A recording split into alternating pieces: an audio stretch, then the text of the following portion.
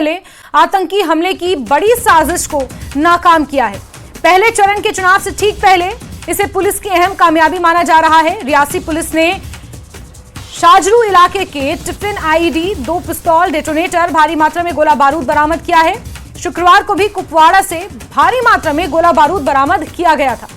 गैंगबिग forest Kupwara इलाके में आतंकवादियों की मौजूदगी के बारे में बीएसएफ से मिली एक विशेष सूचना के आधार पर बीएसएफ, सेना और जम्मू कश्मीर पुलिस ने एक संयुक्त अभियान शुरू किया था और एक अधिकारी ने कहा कि सफल ऑपरेशन के परिणाम स्वरूप बड़ी मात्रा में हथियार, गोला बारूद, अन्य युद्ध सामग्रियां यहां से बरामद हुई हैं।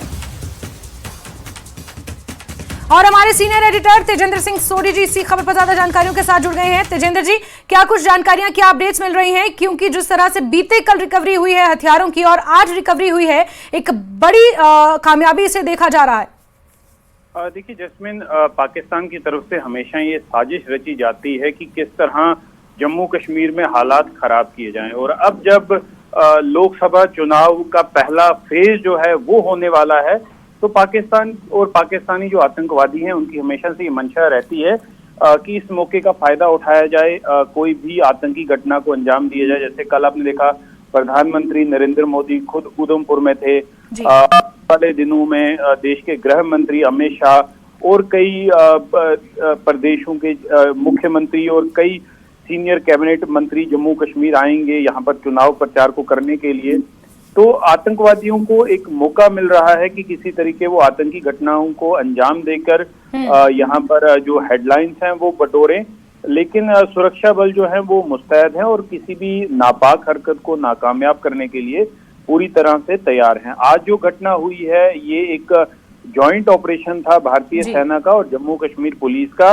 ये रियासी डिस्ट्रिक्ट है, महौर इलाका है जहाँ पर ये रिकवरी हुई है, और इस रिकवरी में एक टिफिन आईडी है जिसमें इलेक्ट्रॉनिक डेटोनेटर थे, 2 पिस्टल्स हैं, 2 मैगजीन्स हैं, 19 पिस्टल के राउंड हैं, एक्सप्लोजिव पाउडर है लगभग 400 ग्राम, AK-47 के 40 राउंड हैं, और भी काफी इस तरह का सामान जो है हथियार वो बरामद हुए हैं। तो कहीं ना कहीं ये लग रहा है, सुरक्षा बल जो हमारे सूत्र हैं सुरक्षा एजेंसियों में, उनका ये कहना है कि ये जो टिफिन बॉम्ब है या इस तरह के जो बारूद है उसे कहीं ना कहीं लगाकर कोई आतंकी घटना को अंजाम देने की साजिश जो है आतंकवादी रच रहे थे। हालांकि अभी इस रिकवरी के बाद किसी को गिरफ्तार नहीं किया गया है, लेकिन ये कई सबूत ऐसे मिले हैं कि इसमें पाकिस्तान का हाथ है, और कुछ आतंकवादी जो इस महौर रियासी इलाके में एक्टिव हैं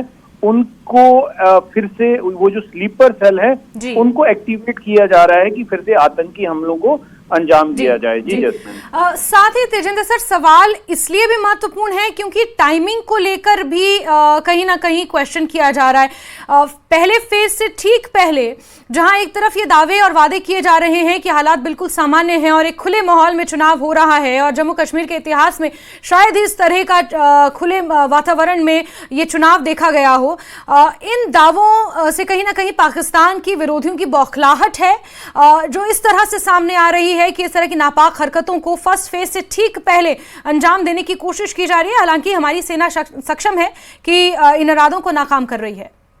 देखिए जैस्मिन, जिस तरह से जो हम कह रही हैं दावे नहीं हैं, ये बिल्कुल हकीकत है कि जम्मू कश्मीर के हालात जो हैं वो बदल चुके हैं। आपने देखा कि इस साल का दूसरा एनकाउंटर 2 दिन पहले पुलवामा में हुआ।